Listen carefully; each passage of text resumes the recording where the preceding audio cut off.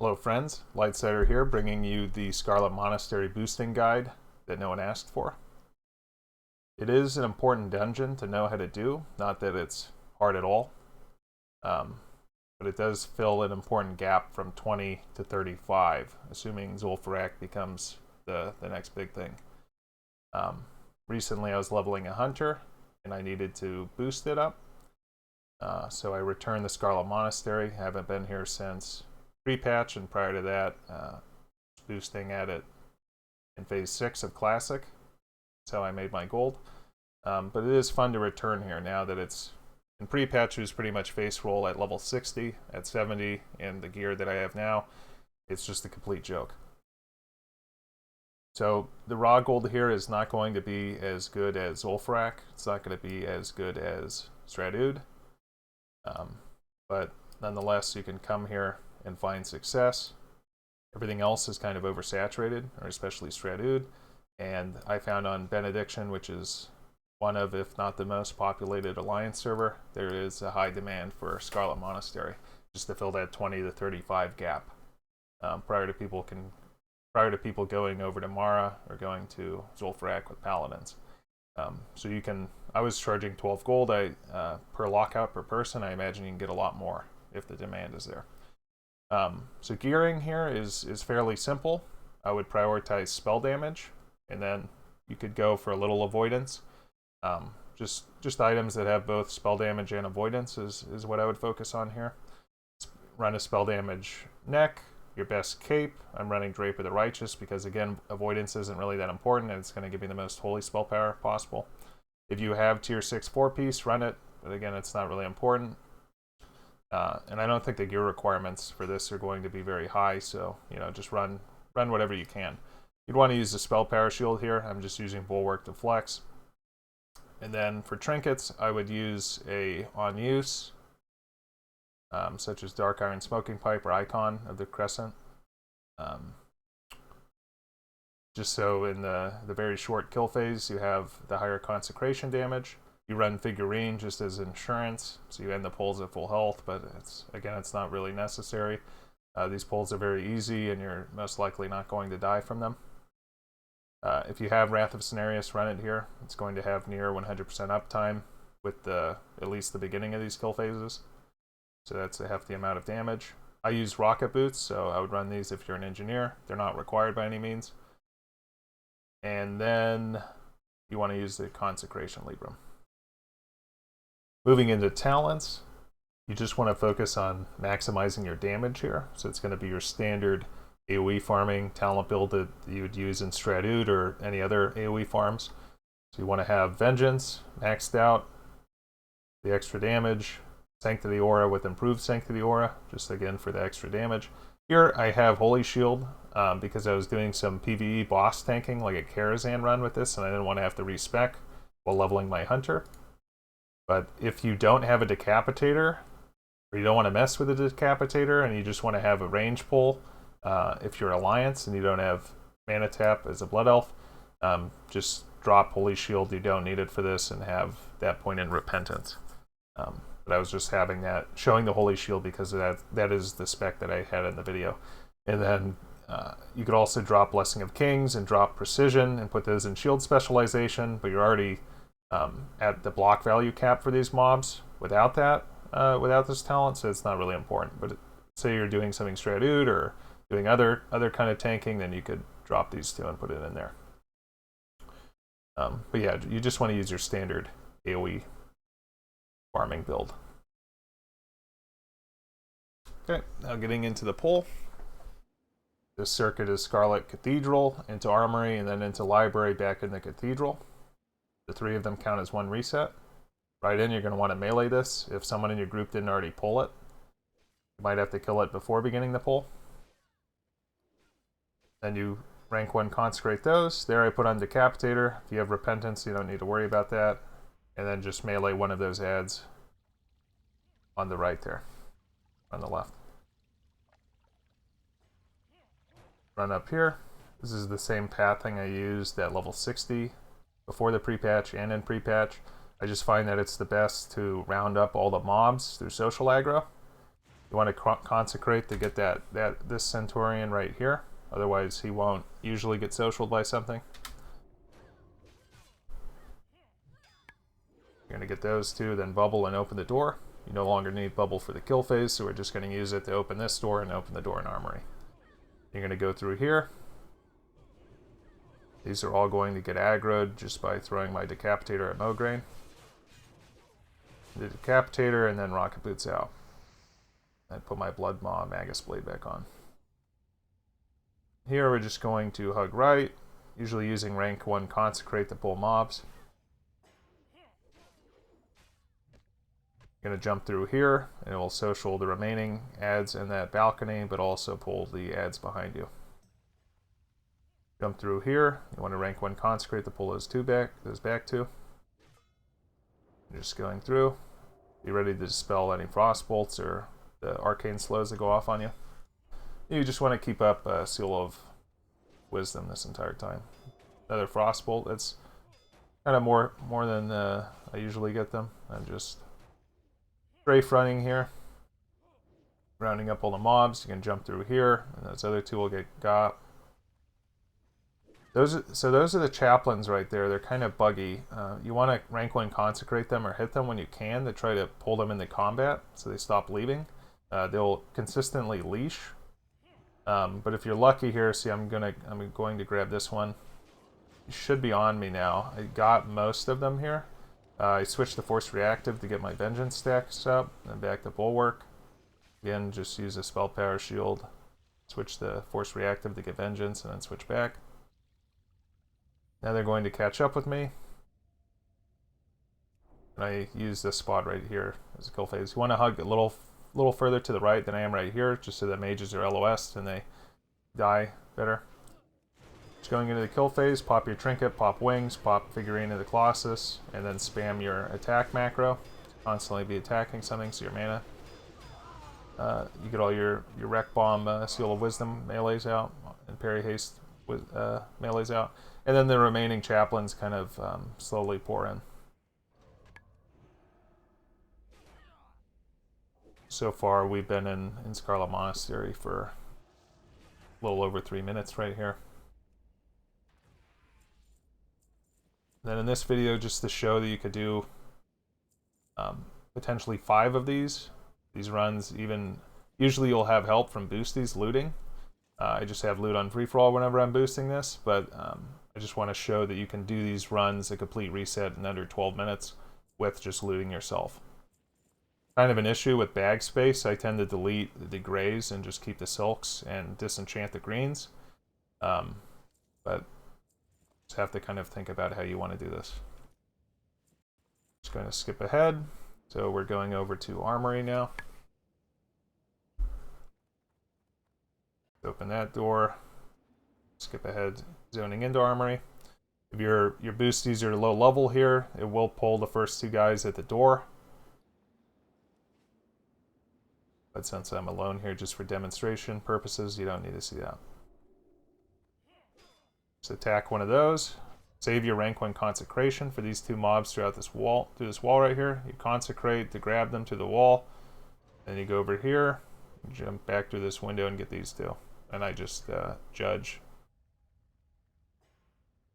Wisdom there to pull to range pull the mob. Get ready to hodge this protector. Somehow he resisted.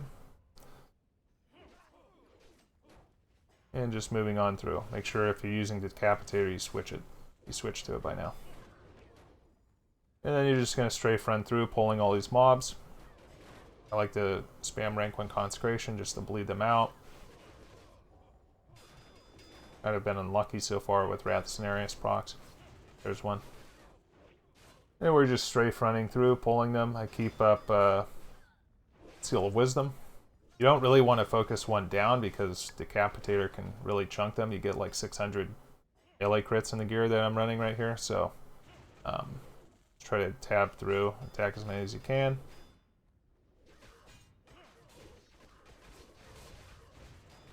Same thing, rinse and repeat. There, we're going to bubble. Ideally, you'd have a rank 1 consecration sitting on the ground right here. The lineup just didn't work based on what I was doing. throw a Decapitator to pull Herod, and then I rocket boot out at the hallway. And melee one of those, or rank 1 Consecration to pull them, but they'll be socialed regardless. And then we're back on over to the front. And also, now that we have some dead time here, you can use the follow weak aura. I'll put it in the description. You just type, you have a macro that you can see my control 4 is a whistle. That's what I use for follow macro. It just says exclamation point follow in party chat. And if your boosties have the weak aura, it will have them follow you when you're exiting the dungeon. So I like to have that. Insist that boosties that are going AFK or somewhat AFK have that. And then back into this, make sure you just pull these. Your rank 1 consecrate to get those guys. Because we pulled the left side here. We did not pull this side. So you pull this side on when you're coming back through. And then we're going to use this kill spot right here on the other side of this door. Get my vengeance up. Pop Figurine. Just waiting for Herod to come here now. So when he does Blades of Light, he doesn't take any magical damage. So what I do is, now he's here now. I don't notice him. Usually I'll mark him so I notice him. I put on Decapitator just to melee him through this. And then if you use Seal of the Martyr, the blood seal, I forget what it's called for the Horde. If you use that, you can hit him. It counts as physical damage for some reason, even though it's holy damage. You can hit him through it. So between your Decapitator melees and your Seal of the Martyr, or Seal of Blood, I think it's called, those will kill Herod quickly. That's what I do. Everything kind of dies on time since I focus down Herod with that method. Ideally, I would have killed him earlier, or focused him earlier, because he was kind of early to the pull there. Earlier than usual. So right now we have both done. Both Armory and Cathedral done, and we're at 164 mobs. Just going to skip ahead. Going in the library now.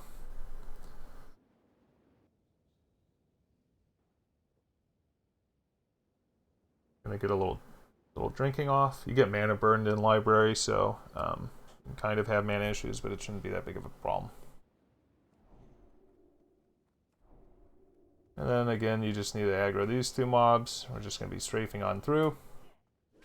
You can get stunned in library, but it's not dangerous whatsoever. Usually you'll just sit there and they'll miss you most of the time. If you ever did get low for some reason, you could just pop Figurine the Colossus, heal the full before the kill phase, but I don't imagine that would occur. Kind of weave through here, pulling them one by one, get everything on you. Judge that one. Here you wanted range pull the dog and then jump back over. There I hodged it, but you could judge it if you had just body aggroed the rest of the things. We're about to hit 10 minutes and the complete run right now. We're at 9:50 since we started. See the timer at the top left. These ones are kind of weird. This chaplain right here. Show you. Okay, so this diviner and the chaplain right here. The reason that I pull library the way that I do, and I don't go for the full instance, is because these odd chaplains and diviners throughout the dungeon will leash. So the biggest thing you want to do with these two right here is you pull them. Doesn't matter how you pull them. And then you come over here. Those two will reset as well.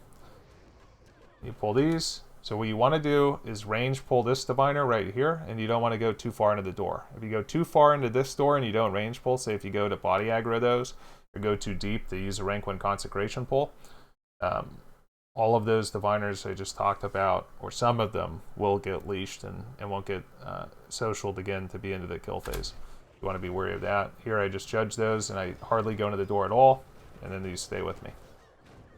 That's what you need to do. And then here's the kill phase. Just pop everything, charge up your vengeance if you haven't already. I get stunned, but as you can see, it's just not an issue. They're hitting me for maybe 10s and 13s with my armor cap that I have against them, so it's just not relevant whatsoever.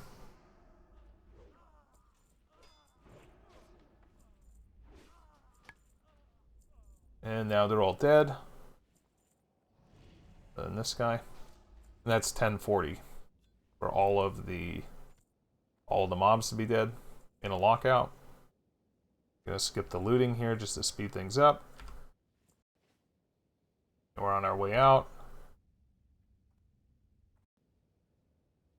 And zoning out, now we're at 1138. And opening the door back to Cathedral, we will be ready for another reset under 12 minutes. Which will let you do 5 an hour, and you'll be riding lockout after that, the first hour. So, there it is, 1156, and that was just with me looting. If you have any boosties looting in either Cathedral or Armory, those are kind of the big ones. It will obviously speed up the runs. The problem there with being so close to the lockout riding is that sometimes boosties go AFK. Hopefully the follow weak aura can circumvent that. So you can see the top left Kiwi farm, there was 9.24 gold in raw gold from this. So that would be closer to 1.85 if you had 4 other people in the group. But the gold isn't terrible in here. It's just that Zul'Farrak and Stratholme are going to be superior. But if you have friends that need to be boosted from 20 to 35, or if you wanted the cornerness market, or if you wanted to do something a little simpler, then this is a good option. So hopefully this helped you out, and you can let me know in the comments if you have any questions. Then just real quick, I wanted to go over the XP that my hunter was receiving while in Scarlet Monastery to give you an idea. You're boosting your friends, boosting yourself, or what your boosties can expect for experience per lockout based on level. So beginning at level 20, when you can first zone in the Scarlet Monastery, the XP is pretty bad at 13k per reset. And then by 25, it's still kind of bad at 14.5k. And it's still going to be a lot better than Stockades, because the way Stockades works, you'll use up your 5 instances that hour within 20 minutes or so, at whatever speed people are clearing. So Scarlet Monastery is going to be a lot more efficient. It's a lot better XP, but it doesn't start to ramp up until the mid-30s. So at level 27, you're going to be getting 18.3k, somewhere around there. At level 30, 20.1k. 35 is a real money maker here, where it really ramps up quite a bit, 27.6k. And then at 39, where I believe it's going to cap out, 28.5k. Now, I'm not familiar too much with Zul'Farrak. I don't know if it's... I imagine it's worth switching to Zul'Farrak at 35 when you can zone into it. But Scarlet Monastery is a lot less gear dependent than Zul'Farrak currently. So it's a good idea. If you don't want to learn something new, you could stay there till 40. But Zul'Farrak will most likely be better to get you to 45.